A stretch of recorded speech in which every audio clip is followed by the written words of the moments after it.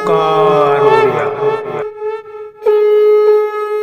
नमस्कार फ्रेंड्स, ओंकार ओडिया चैनल रे आपण मानक स्वागत। फ्रेंड्स, जेतबेले आपण कोनोसी नारी बा पुरुष को प्राप्त करिया को जाईकरी अनेक गुड़िए बशीकरण तंत्र मंत्र साहाय्य नेकरी विफल होई सारलेनी, सेतबेले एई तामसिक बशीकरण क्रियार साहाय्य नियंतु एवं किभली फलाफल लक्ष्य करचंती मते कमेंट बॉक्स रे शेयर करंतु। एक एभली शक्तिशाली तंत्रोक्त बशीकरण प्रयोग जहा माध्यम रे कि आपण जेउ मध्य नारी बा पुरुष को एकांत भाव में चाहूचंती ता आपनकर नूतन स्नेह प्रेम संपर्क होइताउ किंबा पुरातन भांगी जाइथिबा संपर्क को पुनरुद्धार करिया पे हिथाउ, तत्काल आपनकर से वश्यता स्वीकार करिकरी आपनकर समस्त अभिष्ट को पूर्ण करिथांती। एही तामसिक प्रवृत्ति संपन्न वशीकरण क्रिया रे सेबळी कोनोसी भारी सामग्री रो आवश्यक नहीं किंबा सेबळी जटिल तत्वर आवश्यक नहीं। भिडियोटी को ध्यान सहकार देखंतु। एक सूक्ष्म सरल प्रक्रिया रे आपण जेकोनसी नारी बा पुरुष को तत्काल प्राप्त करि परिबे। तेबे एई वशीकरण क्रियाटी को संपूर्ण भाव में उपस्थापन करिया पूर्व क्षुद्र निवेदन, जदि आप आज प्रथम बार करके चैनल पाद देचंती एवं एई भली कंटेंट रे आपनको रुचि रहउची, तेबे चैनल करे थिबा लाल कलर सब्सक्राइब बटन क्लिक करी बेल आइकन क्लिक करी एवं ऑल नोटिफिकेशन ऊपर क्लिक करी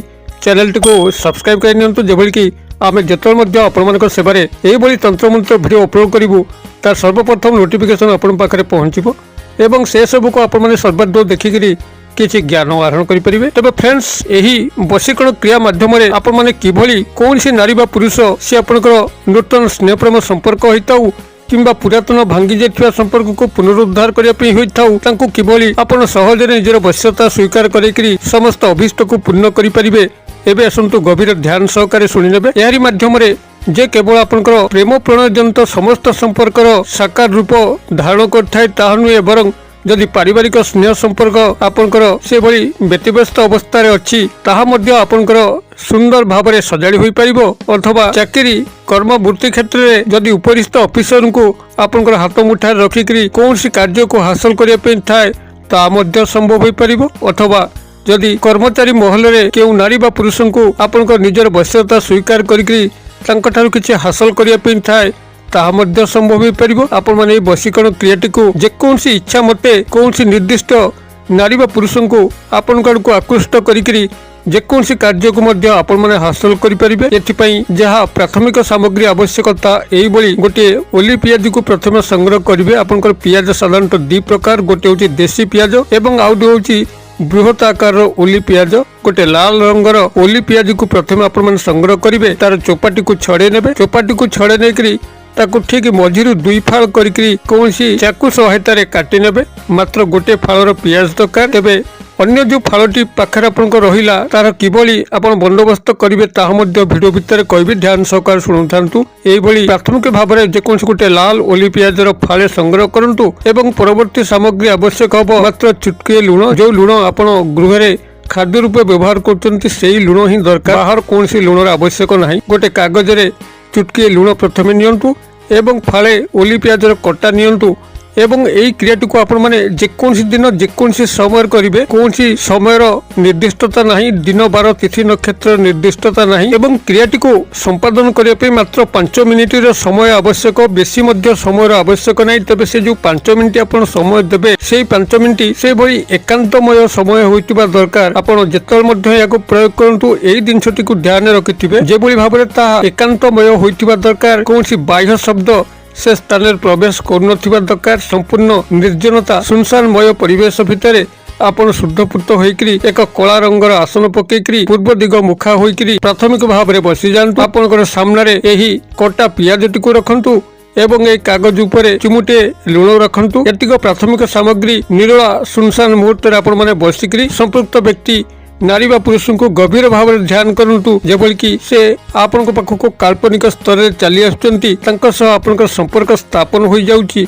एई भली काल्पनिक सुखद मुहूर्त मन तांका सह चिंता करंतु एवं सेही कटा पियाजटी को आपनकर सामने रखंतु भूमि उपरे एवं ता उपरे एई चुटकी लुण नेकी तापरे पकांतु। पकेवा समय दक्षिण हस्तर जेकोनसी गोटे आंगुली को से कटा पियाज ऊपर रखंतु, जोटी आपण ए लुण नै पकेले एवं लुण ऊपर आपनकर दक्षिण हस्तर कोनसी गोटे आंगुली को तापरे रखिकरी संपृक्त नारी बा पुरुष को गभीर भाव में ध्यानस्थ मुहूर्त रे आपण एक क्षुद्र मंत्र कहूची। ए क्षुद्र मंत्रटी को सेठी आपण माने 7 थर उच्चारित करंतु। 7 थर उच्चारित कर सारला परे निजर बाम हस्त सहायता रे ସେହି ପିଆଜଟିକୁ ଭୂମି ଉପରୁ ଉଠାନ୍ତୁ ଏବଂ ଦକ୍ଷିଣ ହସ୍ତର ହାତ ପାପୁଲି ରଖନ୍ତୁ। ତାପରେ ଦକ୍ଷିଣ ହସ୍ତର ହାତ ପାପୁଲିକୁ ବନ୍ଦ କରନ୍ତୁ ଏବଂ ତା ଉପରେ ବାମ ହାତ ପାପୁଲିକୁ ଘୋଡେଇକିରି ନିଜର ହୃଦୟ ପାଖରେ ରଖନ୍ତୁ। संपृक्त व्यक्ति नारी पुरुष को गभीर भाव में ध्यान सहकार चिंता करके नामटी को 5 बार उच्चारित करंतु। या पर आपण सही पियाज जहाँ आपनकर दक्षिण हस्त पापुली रे अछि एवं पूर्वर जो कटा पियाज जो फाळे आपण रखि जाकु कि आपण माने एई कार्य रे विनियोग करनांती सही अर्धेक अंश एवं एई कटा पियाज जहाँ आपनकर हाथ पापुली भितर अछि एवं आको अभिमंत्रित कले ये समस्त आपण एकत्र मिसैकरी गृहर पदा को जान अन्यून कम रे 5 पाद आगु को जिबे। 5 पाद आगु गला परे जदि पाखापाखि कौनसी पुष्पित वृक्ष थाए ता मूले रे पोटी देबे किंबा जदि पारंती याको प्रवाहित नदी जल किंबा नाल जल रे प्रवाहित कर देबे तेबे सेही मुहूर्त रे ही करिवे जो मुहूर्त रे आपण माने क्रियाटी को संपादन कले अधिक समय विलंब करिकरी एही तामसिक वशीकरण क्रियार व्यवहृत सामग्री को पाखरे रखिबे नहीं। एतिकी आपण माने सेठी संपादन करिकरी गृह को प्रत्यावर्तन करिवे। गोड़ हाथ मुंह धोइकरी वस्त्र को बदलिक नूतन वस्त्र को